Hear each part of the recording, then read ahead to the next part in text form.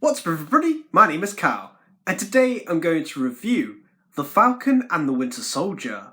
Directed by Kari Skogland, this takes place 6 months after the events of Avengers Endgame, where we follow Sam and Bucky, who must work together in order to deal with an extremist group known as the Flag Smashers, as well as other conflicts that test their abilities and patience. Sam Wilson, played by Anthony Mackie. I never thought I'd enjoy the show straight off the bat, but you know what made me enjoy it? Anthony Mackie. I absolutely loved his character arc journey in the show, starting out as someone who doesn't believe that they can be the next Captain America, to going full circle and taking up the mantle, knowing that not everyone will like it. It was just incredible.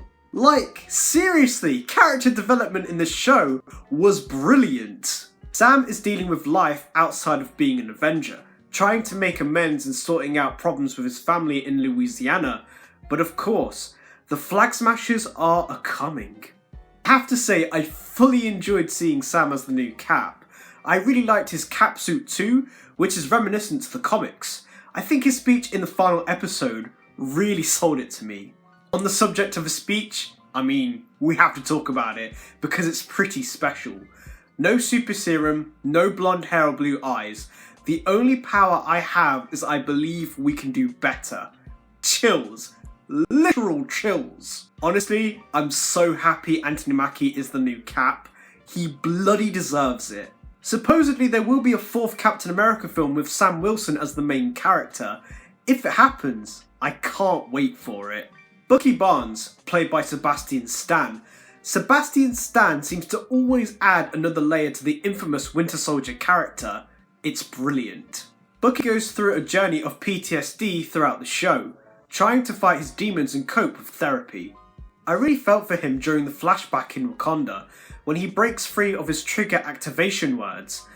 Man, when he started crying, that hit me hard.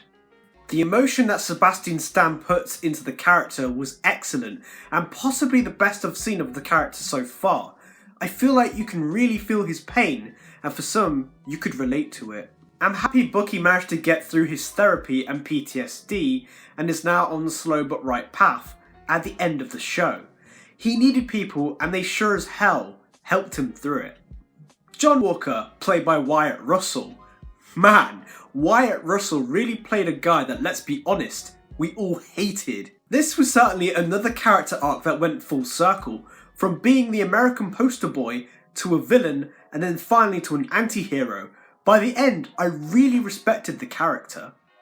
I really found it funny when he became Cap and he said to this guy, "Do you know who I am?" And he replies, "Yes, I do, and I don't care." What a guy! Of course, John Walker had one of the most memorable moments of the show when he killed a Flag Smasher with the iconic shield. Seeing the blood on that shield was like a shocking but powerful iconographic moment. A symbol of hope covered with blood. Man, that was dark.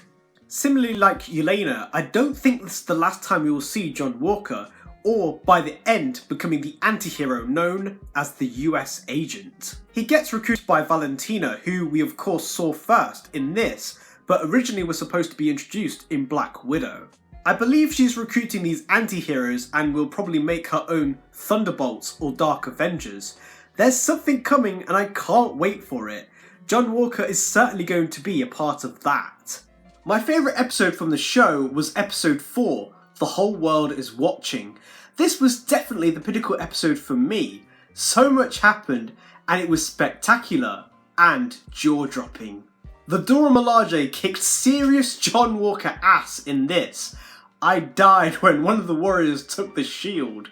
I was amazed by the fail-safe technique they did on Bucky's arm, but it was a smart protocol. There was a great dialogue sequence between Sam and Karli, which made me understand the Flag Smashers' agenda. Even Sam understood, just not how they were going about things. Of course, the episode led to the eventual and pinnacle fight sequence, which revealed to us that John Walker had taken the serum and showed the death and demise of Lamar.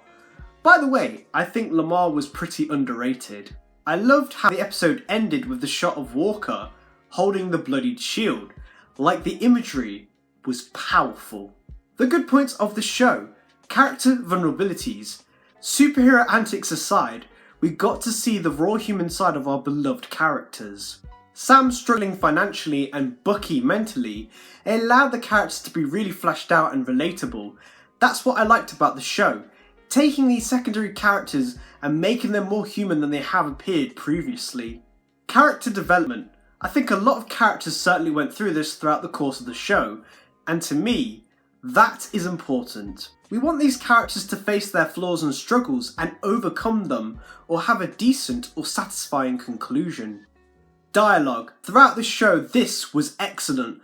I've mentioned already Sam's Cap speech in the last episode, but there were plenty of good speeches and great writing. Examples of this are when Sam gives Bucky a pep talk on how to deal with his trauma, and when Isaiah Bradley spoke to Sam about his past. Cinematography and music were also great too, with the use of close-up reaction shots of the characters conveying their powerful emotions, as well as the lovely score of previous soundtracks reused in a creative way to add to the atmosphere of the sequence. Fight sequences. Of course this is a Marvel show, and how could we not talk about this? Fight sequences were gritty, tense, and very well done and choreographed. The tone of the show was very Punisher and Daredevil-esque, with the director having worked on the former. The bad points of this show. I'll be honest, while I like Sharon Carter, I don't think I really was that overhyped with her being the power broker. It didn't really come as a big surprise that it was her anyway. I felt like as they haven't used her character in such a while, they were desperate to use her and sort of rush their plans with her. It's possible things were cut out for time, but yeah, wasn't overly excited. While I appreciate the Flag Smashers being the antagonists, I didn't fully understand what their final goal was. I know they wanted to overthrow the GRC, but after that, then what? I'd say that in comparison to WandaVision, which had dramatic but annoying cliffhangers to keep the audiences engaged. Initially, The Falcon and the Winter Soldier didn't quite have this. So in conclusion, I would give The Falcon and the Winter Soldier an 8.25 out of 10. I'd say currently, this was my favourite MCU show to watch and enjoy so far. Characters were fleshed out and their vulnerabilities and problems were exposed, making them more real, and we had excellent character arcs and development. The Marvelness was there with the fight sequences and the buddy dynamic and light humour. I really can't wait to watch season 2 of the show, which will now be called Captain America and the Winter Soldier. Sam Wilson really did earn that role, and I'm glad he is our new Cap. So comment down below what you thought of The Falcon and the Winter Soldier. Who were your favourite characters, what was your favourite episode, and what are you hoping to see next for this show? Like and subscribe, and I'll see you guys next time. Bye!